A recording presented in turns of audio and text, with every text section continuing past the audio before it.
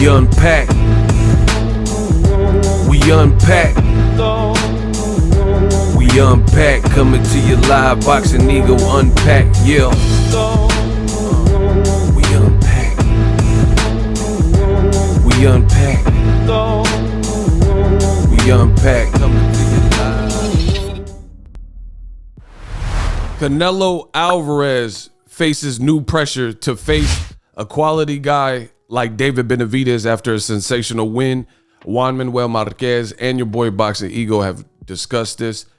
Now we're going to discuss it in further detail. We unpacked. What up, fight world? It's your boy Ego, and I'm back with some more boxing. Listen, I don't know how you found my video, but somehow, some way, you made it. You arrived at the content. Please help others find the content by a simple and free gesture that takes a few seconds, throwing a like on the video. Now, David Benavidez just had his performance against Kyrone Davis. He got a stoppage. Battle of attrition. It's hard to win that battle with a guy like David Benavidez. He's a beast. He's a monster. Now, you guys got to follow my channel for the latest and greatest in all of boxing. I talk about it all. My big mouth. I can't help it. I speak from the heart. I'm real. I drop the content daily, so subscribe. But I made a video about this, and now that we have a conclusion and I got to see how David Benavidez looked, I have to make a follow-up video, which is what you guys clicked on today. Now, the great thing about what Showtime has done is they lured Canelo to the Showtime platform to become undisputed. It was a great event. Caleb Plant put up a fight, and the buildup was great. The all access and the epilogue, all that stuff was on point, right? And then smartly, they had David Benavidez, who's in that same conversation. People wanted to see him fight Caleb Plant or fight Canelo Alvarez. Now people want to see him fight Canelo, since Caleb Plant lost his title, right? They put him a week after. So to open up the Benavidez brothers fighting on Showtime, they had Canelo Alvarez and Caleb Plant, the re-air and rebroadcast of their fight. Now, it was a great fight if you watched it. If not, you know, you're missing out. Technical stuff, great stuff from both fighters. Now that I've got to see David Benavidez, and he did exactly what I believed he would do. Now, just a quick disclaimer, and I put this on my Twitter. I could tell that boxing has a lot of closet racists in the sport because of the conversations that some of y'all leave and y'all tell on yourselves. Really, because I got a comment and somebody said David Benavidez effed up your boy Kyrone Davis. I seen like one fight of Kyrone Davis, and I picked David Benavidez to win by knockout. So that goes to show, again, a lot of times what you see externally is a revelation of what they feel internally. So I don't know. These are just code words, people. I don't know how Kyrone Davis became my boy. Listen, I liked his heart. I like his valiant effort. I had Benavidez securely winning the fight at the point of the stoppage. So it just goes to show you some people's true intent. So I had to make that quick sidebar. But Juan Manuel Marquez has been a frequent person who has critiqued the career of Canelo Alvarez. And most recently, you guys see it on the screen. It says, Juan Manuel Marquez says, quote, Canelo will never be the best boxer in Mexico. And he says, no, no, no. Why? I'm going to say it. He says, there are many fighters to win world championships, as I did and as several did, that is fighting against the best without putting rehydration clauses on the rivals, without reducing them, and without telling them you have to do this and that. So Marquez believes that although Canelo's good, he can never be in the same conversation as people like himself, because when he fought Pacquiao, he just had to chunk him. He just had to fight Pacquiao. And we know the gamesmanship when it comes to Canelo Alvarez. I've been saying this for years. He's a great fighter. He's an elite fighter. He has skills. He's been boxing his whole life. But there's a lot of strategy employed when it comes to Canelo's matches. Even that, the funny thing is, back to the racist fans in boxing, the funny thing is this. The funny thing is, some of the same like closeted racist fans of Canelo claim that they hated Floyd Mayweather, and they accuse Floyd Mayweather of doing what you're literally watching Canelo do, which is handpick fights when it's like an opportunist, like, you know, kind of like a vulture. Handpick the fights when he wants or when it suits him or when a fighter shows vulnerability, which leads me to this video. These are the criticisms that I've given for Canelo, and these are the criticisms that Juan Manuel Marquez, Nacho Beristain, Teddy Atlas recently. Teddy Atlas just he got a show on YouTube, and he says, I'm sick of seeing Canelo Alvarez fight these same type of guys. I told you, Canelo was on a Eastern European, Turkish tour. You know, he didn't fight really anyone with melanin, you know, black fighters, African-American fighters, Mexican fighters, black or brown, you know, he didn't. And he came up to a division. Now, the reason this is pertinent is because Canelo Alvarez, he could have literally, if he wanted to set this history and if he really wanted to prove me wrong and he wanted to prove Juan Manuel Marquez and Nacho Beristain wrong, then he could have been, and I don't think anyone in boxing history has ever done this. He was one belt away at 160 from being undisputed. But then at that point in time, he started talking about boxing against Kovalev at 175. So you would rather go to, like, this shows you it's Canelo and his team and his handlers, their strategy. This shows you that, because why would a person who is one tick away, one belt away from being undisputed in a division, which is what they said they wanted to do? I didn't say that for Canelo. Canelo said he wanted to unify all the titles at 160. He beat Danny Jacobs. That was one belt, right? He had fought Golovkin, et cetera, and he was one belt away. But that one belt was Demetrius Boo Boo Andrade. He's the WBO champion, still is. He's a tricky style. He's a southpaw. And instead of fighting Demetrius Andrade at 160, he could have fought him at 154. This is all fact. He decided that he wanted to fight someone at 175. Now, there's no way. Listen, I challenge anybody in the conversation to leave me a comment and intelligently explain how a person can say they want to be undisputed and unify all the titles in the division, and you are on the same platform at the time, DAZN. You weren't a free agent. You both were DAZN fighters at the time, and you elect to go fight someone else who is a danger, who historically was known as a dangerous puncher at 175. It's because Canelo Alvarez realizes, his team realizes, that styles make fights, and that Kovalev was washed and he was a cherry pick at the point in which Canelo fought him. That's why the fight looked F-A-F. That is why. Because you wanted to cherry pick your way and then, like, oh, I'm a 4-division champ now. This is what Ego and Marquez and Beristain and people are talking about. You know, the Canelo Chupapi Muñeños and, you know, the Canelo diehard radicals, they could refuse, but you cannot make that make sense intelligently. Leave me an intelligible comment where you can explain how Canelo said he wanted to be undisputed. I could pull it up. He said he wanted to be undisputed at middleweight. So going back to what I was saying, Canelo could have been undisputed at 160. All he had to do is beat Demetrius Andrade and take his belt, since he's a, quote, horrible fighter, like Canelo says. He said he's a horrible fighter, which further lets you know that Canelo and his team are capping, because there's another interview where he says that Demetrius Andrade was boring, but he's probably a good fighter. Right? I could pull all this stuff up. Listen, I'm the truth when it comes to this boxing. Look, so he says, I'm never going to fight with him. So then you never wanted to be undisputed, because how could, bro, only Canelo Alvarez is the only person in boxing history that I've ever heard say they want to become undisputed, but then ruled out fighting a fighter completely.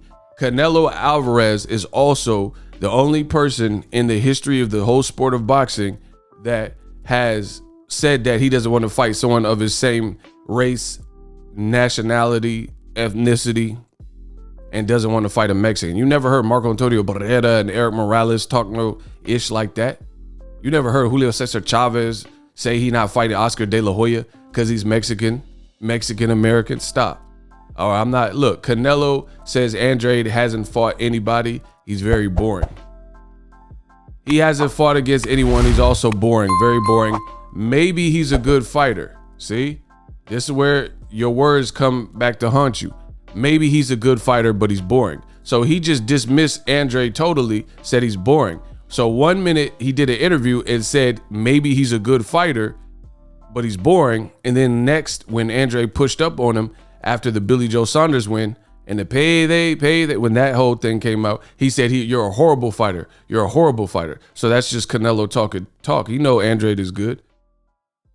In fact, man, I could break it down in so many ways. Legendary fighter Mickey Ward just did an interview and said that Demetrius Andrade is a great fighter. He's the complete fighter. He's a complete package.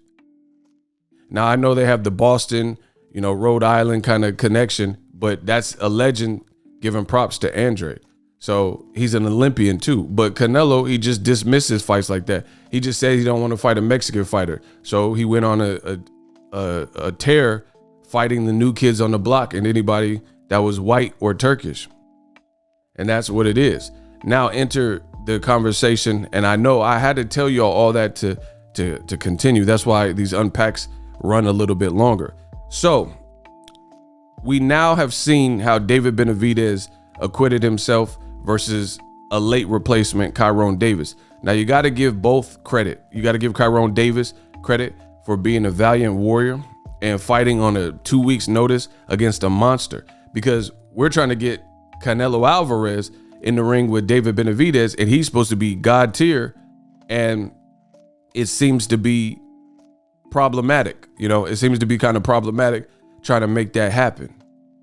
Meanwhile, guys like Kyrone Davis, he's taking the fight on short notice to fight a dangerous guy like Benavidez. But also, I'm going to give David Benavidez a lot of credit because he was going to fight Uzcategui, who is a good fighter, but Uzcategui chose to juice up and got pulled from the fight. But beyond that, David Benavidez switched to a style he wasn't even training for. And a guy that was pretty crafty, as crafty as he could be. So you got to give props because Canelo, can you imagine Canelo, his opponent fails a drug test like he did, and then his opponent can't fight.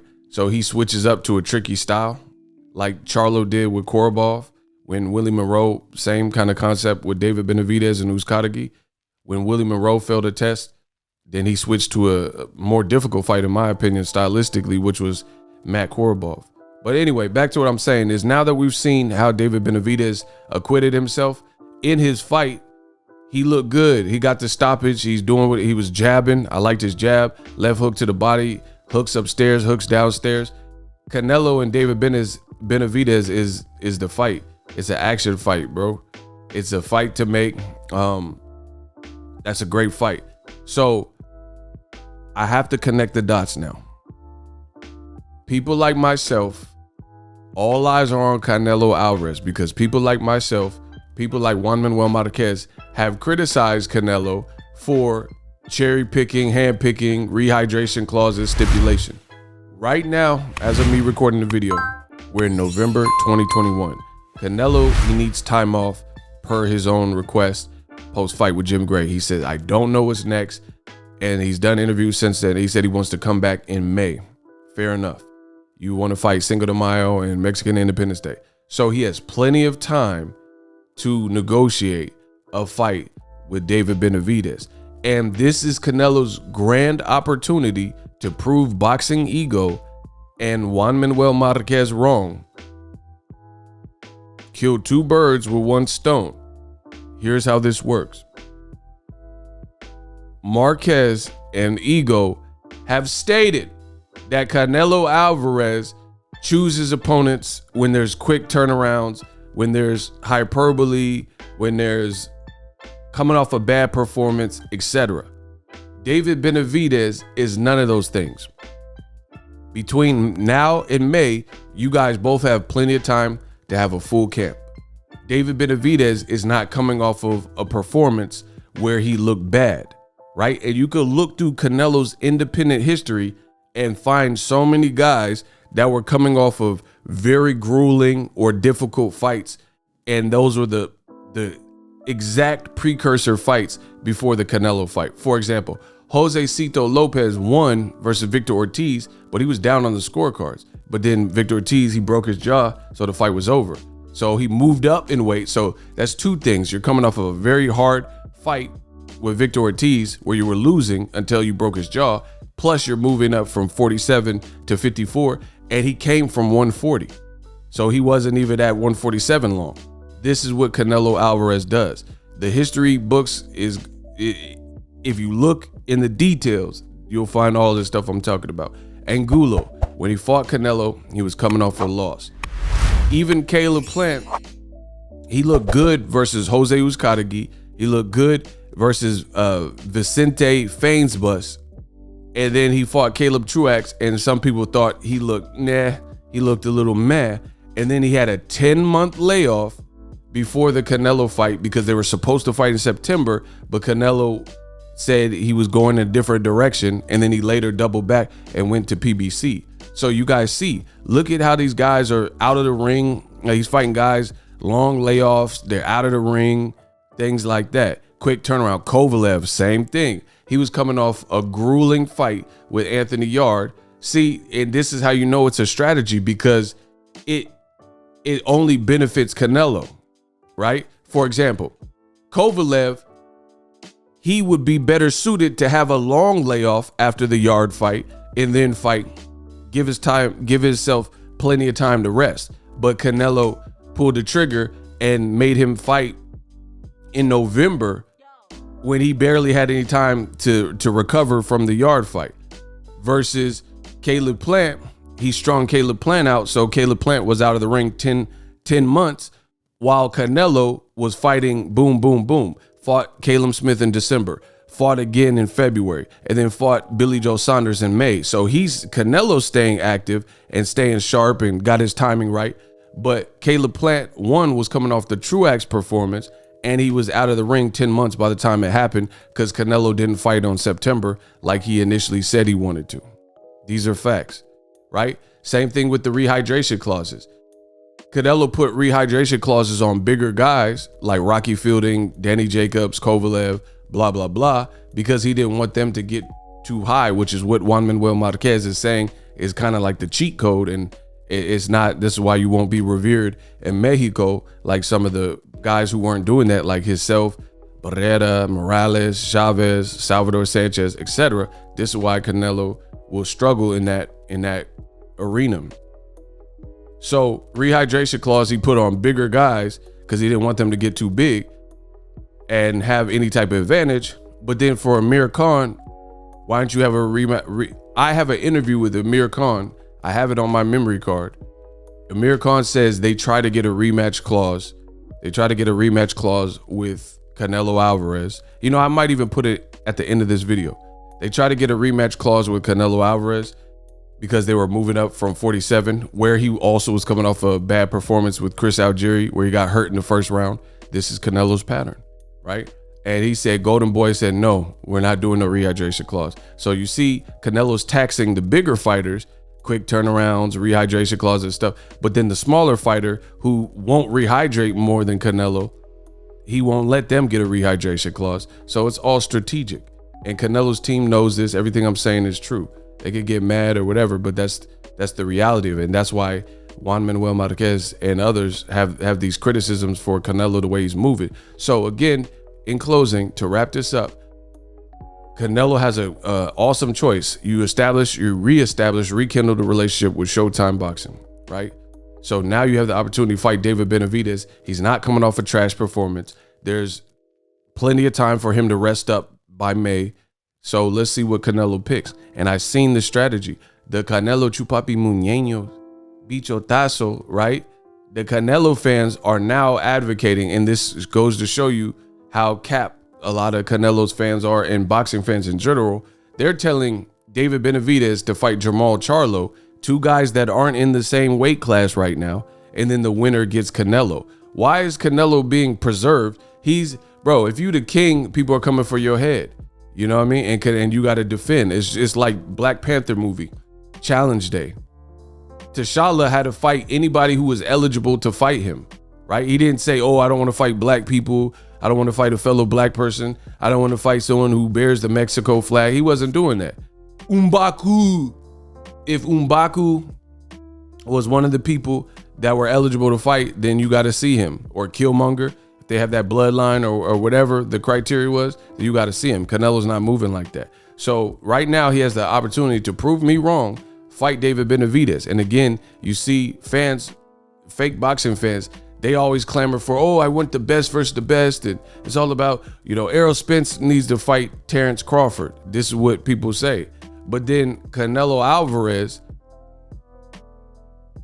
why do you want to see David Benavidez, a filler fight, versus Jermall Charlo more than you want to see a guy who was a two-time WBC champion at super middleweight, lost his belts not because of a fighter beat him, but he lost his belts in unconventional, non-traditional ways. And he just called out Canelo, and you're telling me that Jermall Charlo, who's a champion at 160, he got to move up and then earn his right by fighting David Benavidez. Benavidez called them both out. But again, people want to see a black fighter at a disadvantage like Jermall Charlo. They know he would be moving up in weight, and they know David Benavidez is a monster. So that's what they want to see to protect Canelo. So it's like, oh, you guys batter each other's brains in, and then the winner get Canelo. So Canelo could just sit back like a vulture and watch the flaws that these guys pick out in each other and all that type of stuff, and then be fresh for May or September or whatever, and then fight the winner. So it's all a strategy. But the ironic thing, like I said earlier, is a lot of the Canelo fans that are racist, they claim that they hated Floyd Mayweather for doing these things, and Floyd didn't even do all this. Floyd didn't fight Robert Guerrero with the rehydration clause, or same day weigh-in, or make sure he was coming off a difficult fight and then give him 3 months, like less than 10 weeks to prepare. So Canelo, he has the opportunity right here and now. David Benavidez is younger than you. He's bigger than you. He's at least equivalently strong as you. And there's no quick turnarounds. He didn't take abuse in the Kyron Davis fight. He said post-fight, I did not get hurt in the fight. He did not hurt me, right? And he's not coming off a bad performance. So we'll see how Canelo's move. Canelo Alvarez can end this stigma that he got going, or at least start to do things right by making the Cinco de Mayo fight. And David Benavidez says, I'm half Ecuadorian too. So if he doesn't want to fight, I'm not 100% full Mexican. So Canelo has no reason not to fight David Benavidez, right? So Canelo Alvarez, it's going to be, the walls are closing in. It's going to be a lot of pressure to see what his next move is. If he goes to DAZN to fight Triple G or Murata or something like that, then it goes to show you, because David Benavidez is a pure threat to anybody. And I said that from the jump. We unpack. Are you tired of your YouTube videos not getting any views? Well, consider TubeBuddy. I've used TubeBuddy for years to scale up my YouTube channel. Now we're sitting over 200,000 subscribers. TubeBuddy is a browser extension that offers a ton of built-in productivity and time-saving services to take your channel to the next level. Use my link in the description to get started with TubeBuddy and level up your channel faster. We working.